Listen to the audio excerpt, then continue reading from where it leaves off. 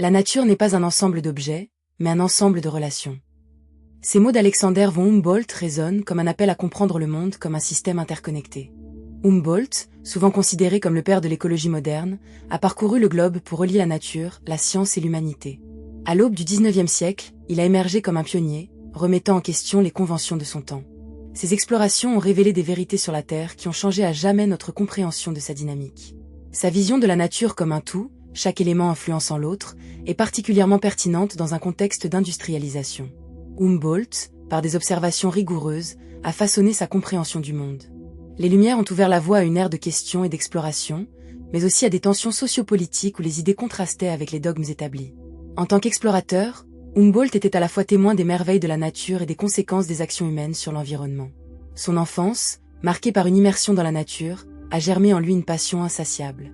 En 1799, il a entrepris un voyage audacieux vers l'Amérique du Sud, découvrant des paysages inexplorés et des cultures fascinantes. Chaque pas dans la forêt tropicale était une nouvelle vérité sur le monde. Au fil des ans, Humboldt a rassemblé des observations minutieuses, créant une toile complexe des interactions entre l'homme et la nature. Ses travaux ont ouvert de nouvelles voies dans diverses disciplines, jetant les bases des sciences environnementales modernes. En 1845, avec la publication de Cosmos, il a redéfini la manière dont l'humanité perçoit son environnement.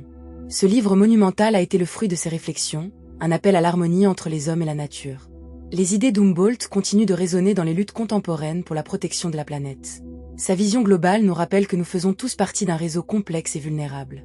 La quête de Humboldt pour comprendre le monde est une inspiration pour nous tous, nous incitant à embrasser la curiosité et à protéger notre planète pour les générations futures. La vie et les œuvres de Humboldt se dessinent comme une tapisserie riche d'explorations audacieuses. Né en 1769 à Berlin, Humboldt grandit dans un milieu intellectuel qui nourrit sa curiosité. Son père, un officier de l'armée prussienne, et sa mère, issue d'une famille aisée, ont stimulé son goût pour la connaissance. En 1799, il entreprend un voyage monumental en Amérique du Sud, une expédition qui va durer 5 ans. Dans ce nouveau monde, il explore des paysages éblouissants, des Andes majestueuses aux forêts luxuriantes d'Équateur, étudiant la diversité de la faune et de la flore. Lors de son ascension du Chimborazo, il mesure la température et la pression atmosphérique, révolutionnant notre perception des environnements naturels. Ces expériences sont des leçons d'humilité face à l'immensité de la nature. Pour lui, chaque élément de la nature est interconnecté. Au cœur de ses réflexions, il réalise que les grandes montées en altitude ne sont pas seulement des défis physiques, mais des métaphores de notre compréhension de l'univers. Sa lutte contre les dogmes de son temps s'illustre dans son livre Cosmos, une synthèse ambitieuse où il réunit géographie et biologie, illustrant l'unité de la nature. L'ouvrage, publié en plusieurs volumes entre 1845 et 1862, présente une vision interdisciplinaire qui embrasse la beauté et la complexité du monde.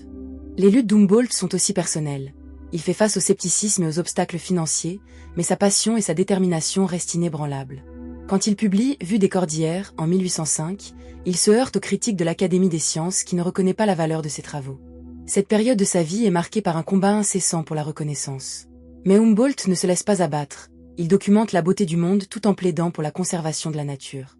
Dans ses notes, il exprime son admiration pour la splendeur des paysages qu'il découvre.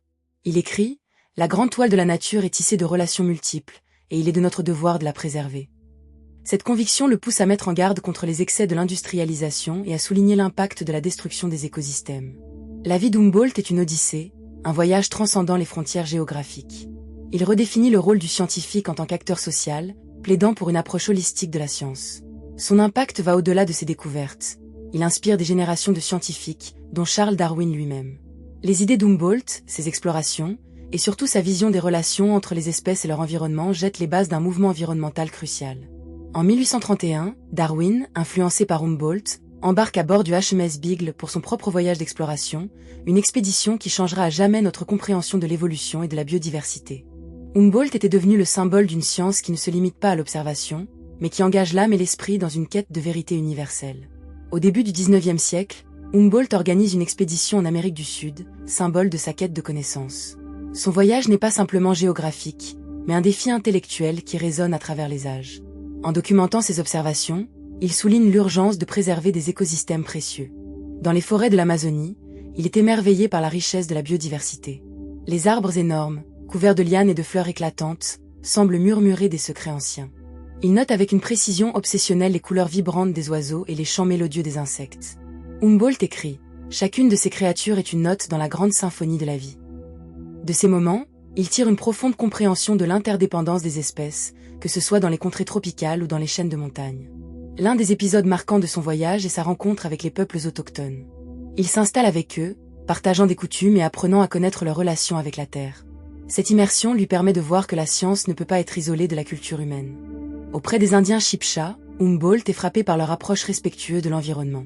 Il enregistre leurs pratiques agricoles durables et souligne qu'ils voient la Terre non pas comme un simple bien à exploiter, mais comme un partenaire dans leur existence.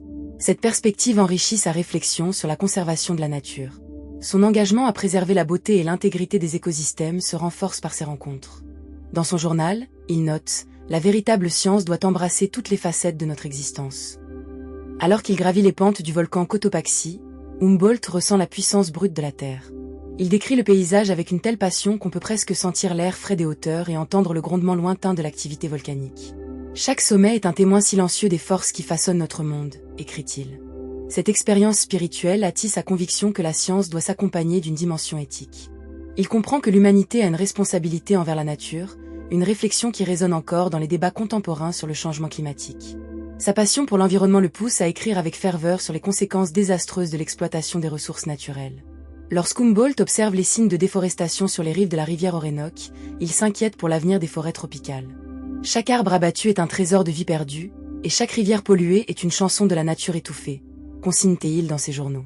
Ces mots, prononcés avec une grande intensité, deviennent des appels à la préservation. Il avertit que les conséquences de la destruction de la nature ne se limitent pas au paysage, mais touchent également les équilibres écologiques et la santé des populations humaines. Humboldt se bat non seulement contre la méconnaissance scientifique, mais aussi contre les préjugés culturels de son époque.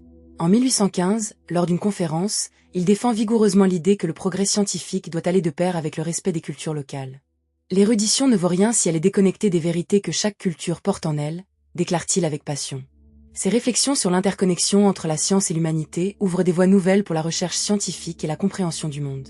Son héritage, au-delà de ses découvertes, est un appel à la responsabilité collective. Il prédit les conséquences désastreuses de l'exploitation non régulée des ressources naturelles. Par exemple, lorsqu'il observe la déforestation en Amérique du Sud, il note avec inquiétude que les montagnes, jadis riches en végétation, deviennent des déserts arides.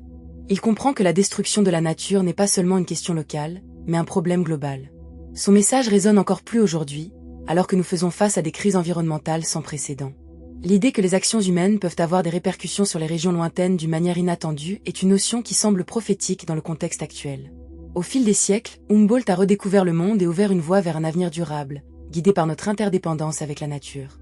Il a su mettre en lumière les interrelations complexes entre les différentes espèces, entre l'homme et son environnement, et entre le savoir scientifique et la sensibilisation sociale.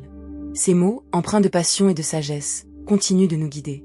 Dans ses réflexions, il nous rappelle que chaque action a une conséquence. Son approche scientifique mêlée de sensibilité humaine est un appel à l'éveil des consciences, à la prise de conscience des enjeux environnementaux de notre temps. Aujourd'hui, dans un contexte de crise environnementale, l'héritage d'Humboldt reste d'une modernité troublante. Ses réflexions sur l'interconnexion de la nature nous rappellent que chaque action a des ramifications. En tant que précurseur du mouvement écologique, il nous encourage à observer, à apprendre et à agir. Ces mots nous encouragent à agir en tant que gardiens de notre planète. En embrassant son héritage, nous avons la possibilité de façonner un avenir où l'humanité et la nature coexistent en harmonie. L'appel d'Humboldt résonne avec une puissance renouvelée, nous incitant à devenir des acteurs de changement. Le chemin vers un avenir durable commence par une prise de conscience de notre impact sur le monde. La beauté et la complexité de notre planète méritent d'être protégées, et chaque effort compte dans cette quête. En fin de compte, l'héritage d'Humboldt est une invitation à agir, à embrasser notre rôle de protecteur de la nature, et à poursuivre un rêve d'harmonie.